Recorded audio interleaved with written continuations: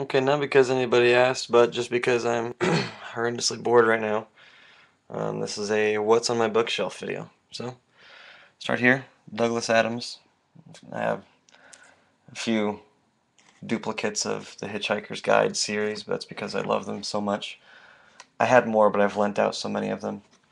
The Dirk Gently's series, and he's right next to Kurt Vonnegut. Got the list of ones I still need to get by Vonnegut, because he's got a lot, but that's most of them. Moving down and keeping with the sci-fi, there's Orson Scott Card, who I haven't read much lately. I tried to get through Empire, but couldn't really finish it. But as a kid, I used to love the Enders series. And I keep going down, and there's some randoms here and there. There's George Orwell, Arthur C. Clarke, next to Asimov, some randoms there. A couple of the Dune series, which I've only read the first one, and these aren't even the next two in the series, but they were cheap at Goodwill, so I grabbed them for sake of adding them to the library. Here's the first couple books of The Preacher. I just started actually a couple weeks ago, and 3 books in. I've got my Philip K. Dick. I'd like to have more, but he's really hard to find in bookstores, and I don't like using Amazon. So I've just got the couple that I've been able to find there. Heinlein, I was really into Robert Heinlein for a while. This is still science fiction if you haven't noticed. Um, Stranger in a Strange Land is a great book. There's H.G. Wells. It's a good number of his there. I have all the big ones. First Men in the Moon is one that a lot of people haven't really heard of. That's my favorite H.G. Wells book by far. Moving on down, and keeping with sci-fi, Ray Bradbury. He was probably my first author that I really fell in love with in junior high. The Illustrated Man was the first one that I read by him, and I read most of his books before I ever got around to reading Fahrenheit 451 in high school. And although it's a great book, it's my least favorite Bradbury book, I'd say. Moving down, this shelf has a lot of randoms here. I haven't organized this very much in a while. There's Jumper and Neuromancer, some, old sci-fi classics. Running Man, which is the only Stephen King book I actually own, and that needs to change. If you want to get technical, it's written by Richard Bachman, who was writing as, complicated. Solaris, underrated book. They made 2 movies about it, one in the 60s, I think, and one with George Clooney in the early 2000s. Both pretty cool renditions, but the book is great. It's also the only Tolkien book I have that needs to change as well. And some more classics and randoms, Kill a Mockingbird, Forrest Gump, which I only bought because I love the movie so much. Sadly, never finished the book. Here's some more classics. I have some Mark Twain's, a couple duplicates of some Charles Dickens books. Richard Bach, which is great. I like him a lot. Illusions was a cool book I read in junior high.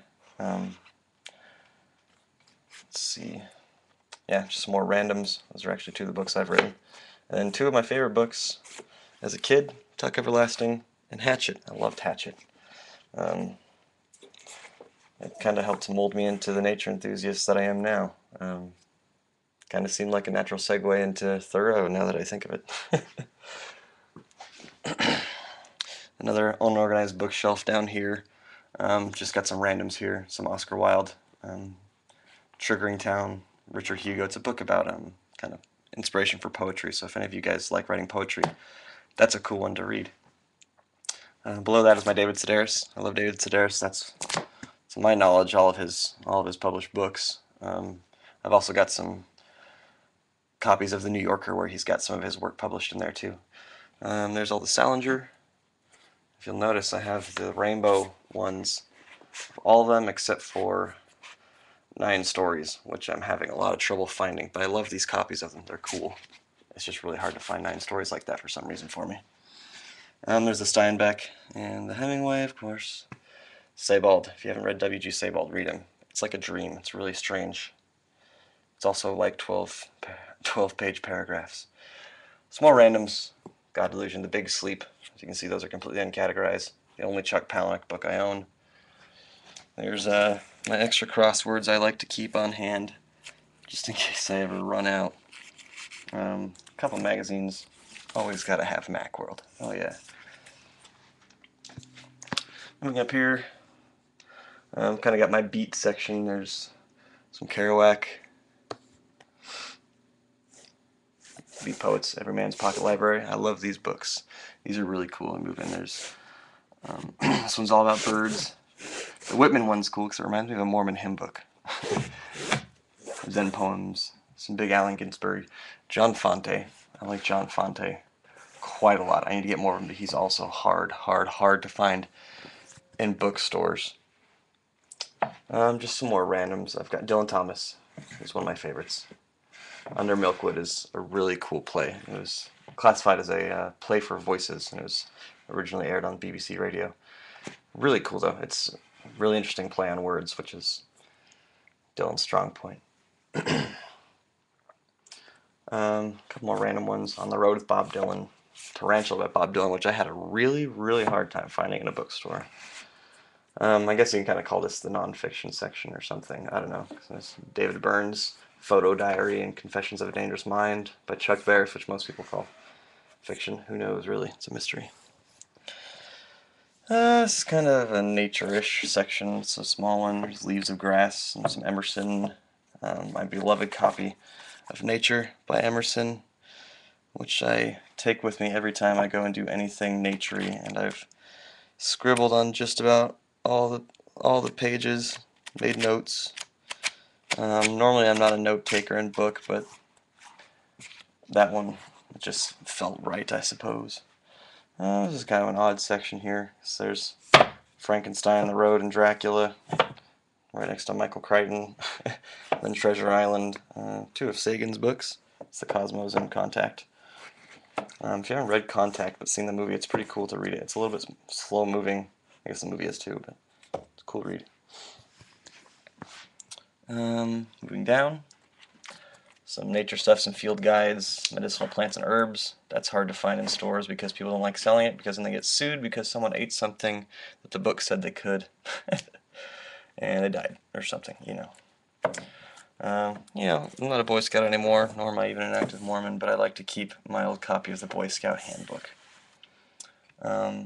Here's some Shakespeare's. I really like the Barnes & Noble edition Shakespeare's because, I'll show you, it's got all, the story on one side and then notes on the other side, so it's really nice and organized. Makes it easy to take notes, keep track of what you're doing, interpret things, which, I mean, when you're reading Shakespeare, you have to get that involved, or else things get difficult.